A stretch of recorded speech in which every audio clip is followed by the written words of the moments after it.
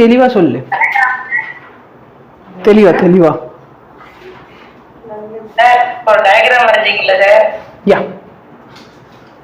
7 இருக்கா 6 கணக்கு? சரி பாருடா, 1 2 3 4 5 6 தான்டா இருக்கு.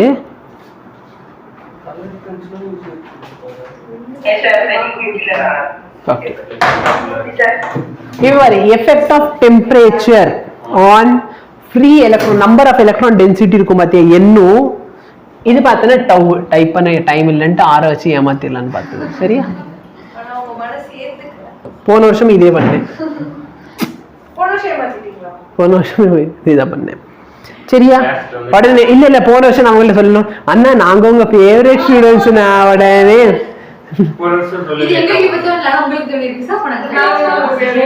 நீங்க கிளாஸ்ல ஆன்சர் பண்றதை விட இதுதான் அதிகமா பண்றீங்க. இது பேர் என்ன தெரியுமா?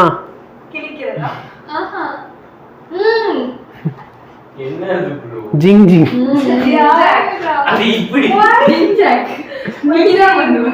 இப்படியா தட்டுவா ஜிங்? இல்ல மியூசிக் கிளாஸ்ல போய் இப்படி தட்டணும். சரியா? இப்படி தட்டணும் எப்படா சத்தம் வரும்? இல்ல கிளிக்கிறதுல இப்படி. இது வந்து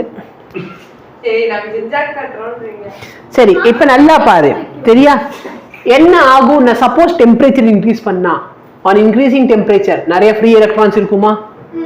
அப்ப என்ன பேசிக்கலி என்ன ஆகும்? இன்க்ரீஸ் ஆகும். கரெக்டா இல்லையா? அதே வந்து அந்த இடத்துல டெம்பரேச்சர் இன்க்ரீஸ் பண்ணேன்னா என்ன ஆகும்? எலக்ட்ரான்ல வேகமா போகுமா? வேகமா போச்சுன்னா நிறைய சீக்கிரமா கொலைட் ஆகுமா? அப்ப ரிலாக்ஸேஷன் டைம் என்ன ஆகும்? டிக்ரீஸ் ஆகும். சரியா? சரி, இது வந்து பாயிண்ட் கிடையாது, இது மொத்தமா சேர்த்த ஒரு டெஃபினேஷன், மொத்தமா சேர்த்த ஒரு டெஃபினேஷன். சரியா? நல்லா டெம்பரேச்சர் இன்க்ரீஸ் பண்ணா நிறைய எலக்ட்ரான்ஸ். இது டிஃபரன்ஸ் கிடையாது. சரியா? இது மொத்தமா ஒரே டெஃபினேஷன், அது மொத்தமா ஒரே டெஃபினேஷன். தெரியல. இப்ப பாரு என்ன சொல்றாங்க. ஒரு மெட்டாலிக் கண்டக்டர் இருக்கு. என்ன இருக்கு? ஒரு metallic conductor. Number of free electron வந்து சம் ஈன்னு வச்சுக்கோ. நல்லா பார்த்தனா மெட்டல்ல ஆல்ரெடி ஏகப்பட்ட ஃப்ரீ எலக்ட்ரான் இருக்குது. டெம்பரேச்சர் இன்க்ரீஸ் பண்ணால், சரியா, டெம்பரேச்சர் இன்க்ரீஸ் பண்ணா எனக்கு ரெசிஸ்டன்ஸ் என்ன ஆகும்னா இன்க்ரீஸ் ஆகும். ரெசிஸ்டன்ஸ் என்ன ஆகும்? இன்க்ரீஸ் ஆகும். ஏன்னா ரெசிஸ்டிவிட்டியோட ஃபார்முலா என்ன பார்த்தோம்?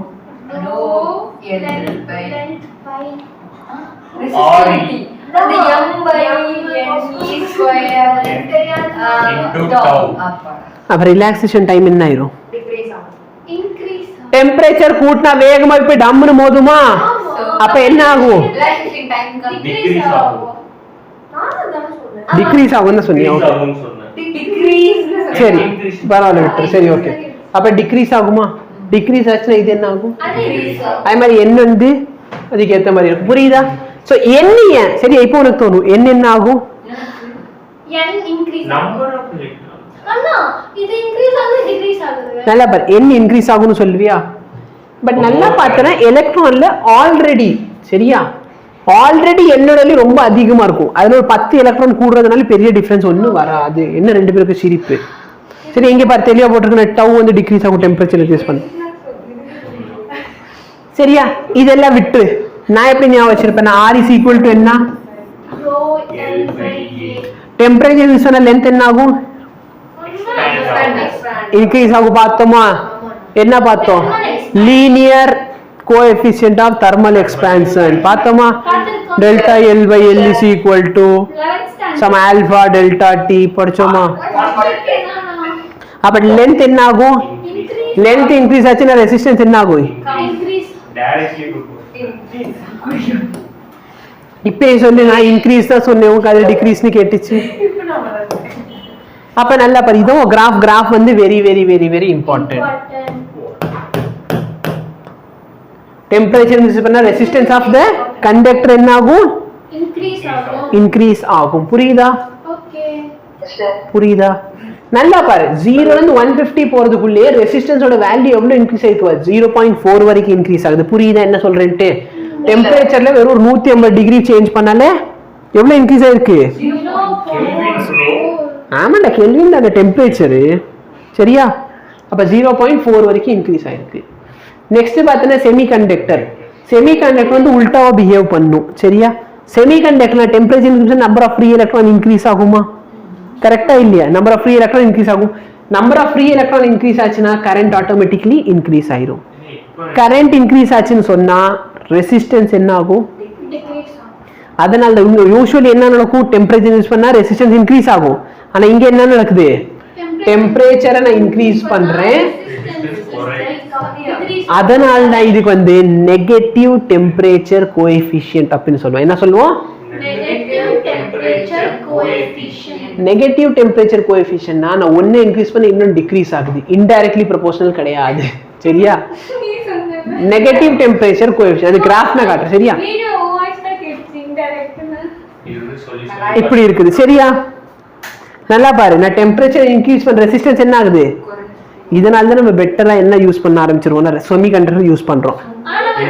செமிகண்டக்டர்ஸ் ரித்திக் வந்து ஒரு 2 நாளைக்கு முன்னாடி ரித்திக், சரியா? ரித்திக் கிருத்திக் ஒரு 2 நாளைக்கு முன்னாடி சொன்னானா? கேட்டானா செமிகண்டக்டர்? அப்பயே நான் சொன்னேனா செமிகண்டக்டருக்கும் கண்டக்டருக்கும் என்ன டிஃபரன்ஸ்? அப்ப நல்லா பாருங்க, யூசுவலி பார்த்தனா இது ஹீட் ஆக நல்ல பெட்டரா கண்டக்ட் பண்ண ஆரம்பிச்சிடும். ஏன்னா ரெசிஸ்டன்ஸ் கம்மியாகுது, அப்ப நல்லா கண்டக்ட் பண்ணுமா? அப்ப நெகட்டிவ் டெம்பரேச்சர் கோஎஃபிஷியன்ட் எழுதி வச்சுக்கோ.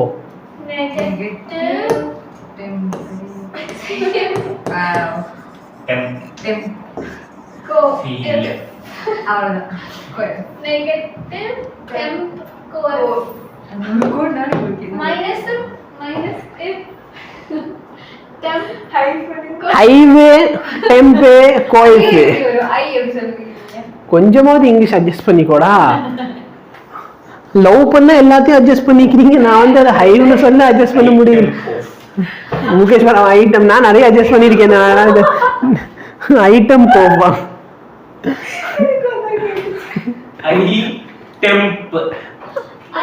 எனக்கும் எனக்கு ஐட்டம் நெகட்டிவ் டெம்பரேச்சர் அத கொஞ்சமா இங்கிலீஷ் அட்ஜஸ்ட் பண்ணிக்கோன்றாங்க. அதுக்கு மைனஸ் என்னடா மைனஸ். சரி, இது புரிஞ்சா? அப்ப புரியலையா? சரி, செமிகண்டக்டர் சரி இன்சுலேட்டர் சரி நெகட்டிவ் டெம்பரேச்சர் கோஎஃபிஷியன்ட். ஓகேவா? அப்ப டெம்பரேச்சர் இன்க்ரீஸ் ஆச்சுன்னா அது பெட்டர் கண்டக்டரா பிஹேவ் பண்ணுவாங்க. சரியா? இது பார்த்தனா ஃபைனலி நிக்ரோம் மாதிரி அலாய். என்னது? அலாய். அலாய் பார்த்திருக்கியா? இங்கதான் எங்கேயோ கலக்கும். சரியா? Nichrome wire. சரியா? இந்த ஃபிலமெண்ட்ல யூஸ் பண்ண டங்ஸ்டன் வயரா இருக்கட்டும், இல்லைன்னா இந்த மேக்னின் அண்ட் கான்ஸ்டன்ட் வயர், இது எல்லாமே பார்த்தோன்னா உன்னோட மீட்டர் பிரிட்ஜ்லயும் சரி, சரியா, உன்னோட மீட்டர் பிரிட்ஜ்லயும் சரி, அதுக்கப்புறம் பொட்டன்ஷியல் மீட்டர்லயும் சரி இந்த ஒயர் யூஸ் பண்ணுவாங்க. அப்போ உன்கிட்ட ஒய் வேலை நீ ஒரு கேள்வி எதிர்பார்க்கலாம். Why are manganin and constant used as wire for the meter bridge and potentiometer. சரியா? because they are alloy meter bridge வரப்ப சொல்லுவாங்க. அது வந்து alloy. Very good. வேற என்ன? இப்போ நல்லா பாரு, resistivity, high melting point. நல்லா பாரு, நல்லா பாரு. அது வந்து ஹையா, ரொம்ப ஹையா melting point, low melting point. High தான் படிச்சிருக்கோம். ஹை எப்படின்னா கொஞ்சம் லேட்டரா நடத்து உனக்கு. சரியா? எப்படியும் அது லேட்டரா ஹை ஆனா filament சூடு சீக்கிரம் ஹை தான் டெம்பரேச்சர் ஹை பண்ணாலும் தாங்கும் அப்படின்னு சொல்றேன். அது லேட்டர் நம்ம பார்ப்போம். சரியா? இதோட டெம்பரேச்சர் கோஎஃபிஷியன்ட் எப்படி இருக்குன்னு சொல்லு. நல்லா பாரு, போன தடவை நான் வந்து 0 150 வரப்பே எவ்வளவு சேஞ்ச் ஆச்சு? 0.4 தான் சேஞ்ச் ஆச்சு. கரெக்டா 0.4 சேஞ்ச் ஆயிடுச்சு. இங்க நான் எங்க போறேன்? 0ல இருந்து 800 வரைக்கும் போயிருக்கேன். ஆனா வெறும் 0.1 கரெக்டா இல்லையா? இங்க பாருங்க, இது 0.1 இது 0.2வா? அப்ப எவ்வளவு டிஃபரன்ஸ் ஆயிருக்கு? 0.1. ஆனா டெம்பரேச்சர் நிறைய இன்க்ரீஸ் பண்ணிட்டேனா? கரெக்டா இல்லையா? நான் ஏகப்பட்ட டெம்பரேச்சர் இன்க்ரீஸ் பண்ணாலுமே வேல்யூ என்ன ஆகுது? கம்மியாதான். புரியுதா? என்ன டிஃபிகல்ட்டி? கம்மியா இன்க்ரீஸ் ஆகுது, அதிகமாகுது. ஏன்னா இங்க வேல்யூ பார்த்தனா மைக்ரோல கொடுத்துருக்கேன், ஆனா சென்டிமீட்டர்ல இருக்கு. இங்க வேல்யூ பார்த்தீங்கன்னா 10⁻⁸ கொடுத்துருக்கான், ஆனா மீட்டர்ல இருக்கும். போது எது பெருசு அதுன்னு சொல்லு. 10⁻⁻8 இது 10⁻⁸. இது எவ்வளோ? 10⁻⁶ சென்டிமீட்டர். into 10⁻². அப்ப 10⁻⁸ சரியா? ட்ரிக் பண்றாங்களா? இதெல்லாம் நான் சொல்லதுல உங்களுக்கு ஜென்மத்துக்கும் தெரியாது. சரி, அது வாட்டு ஓரத்துல கிடக்கிற விஷயம். இதுக்காகவே என்சிஆர்டி புக்கை படிச்சுக்கோ. சரியா? இந்த 3 கான்செப்ட்க்கு என்ன பண்ணி படி. சரி, நல்லா பாரு. போன தடவை வந்து சரியா நான் டெம்பரேச்சர் இன்க்ரீஸ் பண்றப்ப மெட்டல்ல இப்படி இன்க்ரீஸ் ஆச்சு. கரெக்டா இல்லையா? ஆனா இதுக்கு பார்த்தீங்கன்னா லீனியர் எக்ஸ்பேன்ஷன். தெரியுதா உனக்கு? புரியுதா டிஃபரன்ஸு? சரி, இப்போ நான் சாதாரண ஒரு மெட்டலை வந்து ஹீட் பண்ணுறேன்னு வச்சுக்கோ, ஹீட்டிங்க்கு யூஸ் பண்ணால் அது வேகமாக டெம்பரேச்சர் இன்க்ரீஸ் ஆச்சு, ரெசிஸ்டன்ஸ் என்ன ஆயிரும்? ரொம்ப அதிகமாக இன்க்ரீஸ் ஆயிரும். ரெசிஸ்டன்ஸ் கரண்ட் வந்து கம்மியாயிரும். அதனால தான் இந்த ஹீட்டிங் எலிமெண்ட்டுக்கு யூஸ் பண்ணுறதா இருக்கிற மைக்ரோவேவ் ஆகட்டும், சரியா? இல்லைன்னா பார்த்தோன்னா உன்னோட டோஸ்டர், பிரெட் டோஸ்டர் தெரியுமா? சரியா? இல்லைன்னா இந்த சாண்ட்விச் சாப்பிட்டீல, அந்த சாண்ட்விச் வைப்பாங்கல்ல, அந்த இதுவாகட்டும், அயன் பாக்ஸ் ஆகட்டும், இது எல்லாத்துலேயும் பார்த்தோன்னா இந்த மாதிரி அலாய் வயர் யூஸ் பண்ணுறாங்க. ஏன் அலாய் வயர் யூஸ் பண்ணுறாங்க? ஏன்னா நான் டெம்பரேச்சர் யூஸ் பண்ணால் பெருசாக அவங்கள்ட்ட பாதிப்பு இருக்காது, ஆனால் கண்டக்டர் வந்து பாதிப்பு காமிச்சிடும். புரியுதா? புரியுதா? இது conductor, but alloy. What is alloy? Mixture of some conductors. Okay va? So for example, nichrome, it's made up of what?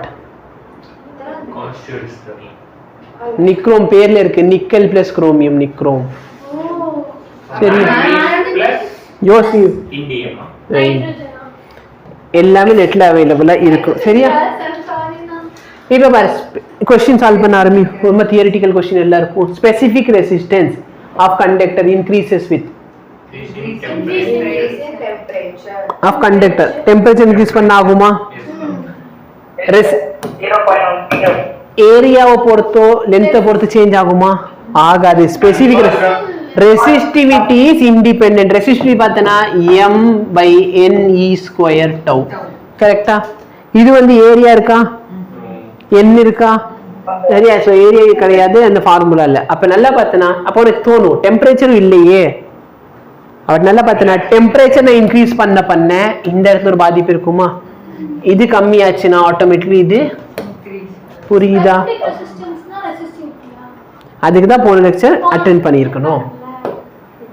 Copper and silicon first புரிஞ்சுக்கோ. காப்பர் வந்து ஒரு கண்டக்டர், சிலிகான் வந்து செமிகண்டக்டர். டெம்பரேச்சர் நான் என்ன பண்ணியிருக்கேன்? டெம்பரேச்சர் கம்மி பண்ணியிருக்கேன். கரெக்டா? அப்ப ரெசிஸ்டிவிட்டி என்ன இருக்கும்? காப்பருக்கு டெம்பரேச்சர் கம்மி ஆச்சுன்னா கம்மி ஆகும். வெரி குட், டிக்ரீசஸ் இன் காப்பர். ஆனா சிலிகான் வந்து என்னது? செமிகண்டக்டர். சரி, அப்போ உல்டாவா பிஹேவ் பண்ண, நம்ம டெம்பரேச்சர் கம்மி பண்ணா இன்க்ரீஸ் ஆயிருக்கும். ஆப்ஷன் ஏ வந்து